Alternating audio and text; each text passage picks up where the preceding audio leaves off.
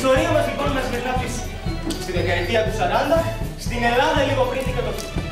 Επικρατεί μια αναστάτωση παντού. Όμως εμείς θα σας μιλήσουμε για μια συγκεκριμένη οικογένεια. Την οικογένεια του πολιτικού. Από εμάς, καλή σας διασκέδαση.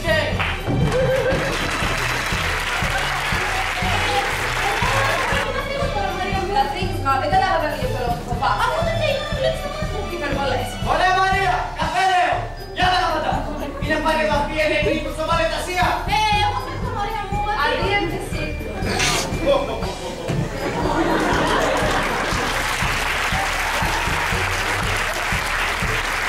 Γεια σας. Παναγία μου πάει η αντίσταση. Κάποιος μας πρόδωσε. Ποιος όμως, ποιος?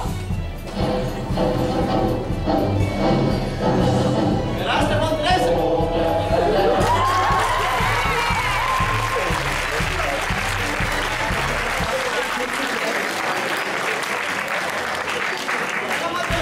Ένα να σε βρέσει στον άνθρωπο. Von Tresen, από εδώ η κόρη μου ηματώ. Τόχτερ, μα είναι τόχτερ. Όχι, καθίστε von Tresen, καθίστε. Μαρία! Πάντα από εσύ είναι. Ρε σε κάνει ο Τιτζέλη ξύπνα! Πες και εσύ ρε Λάρη. Καλά σου λέει κρεμπλάκα, ο άντρας είναι άντρας. Έχει πυγμή, τράβα τις τα χαλινάκια. Μοιάζω ηλίθιος. Πάμε να τη δείξω. Πήγε. Πάω. Τώρα εγώ, Τώρα. πάω. Πάω. Πού είσαι εσύ, για έλα εδώ. Για νομίζω ότι είσαι κύριε Εύα, που μπορεί να με κάνει τη θέλει.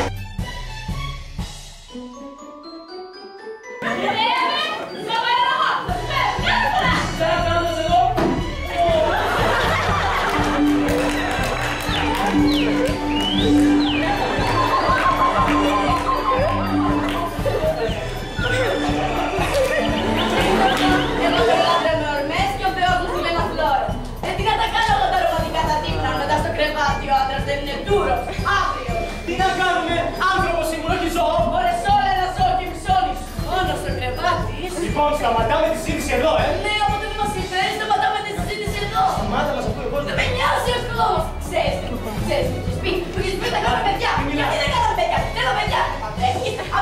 Κυρίες και κύριοι, μέχρι να ηρεμήσουν τα πνεύματα, ένα λεπτό διάλειμμα.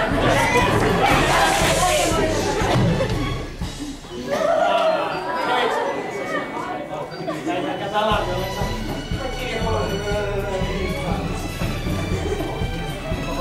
Γεια! Είμαι ο διοικητής von Tresen. Στείλτε μια κλούμπα με δυο αναπηγές στο σπίτι.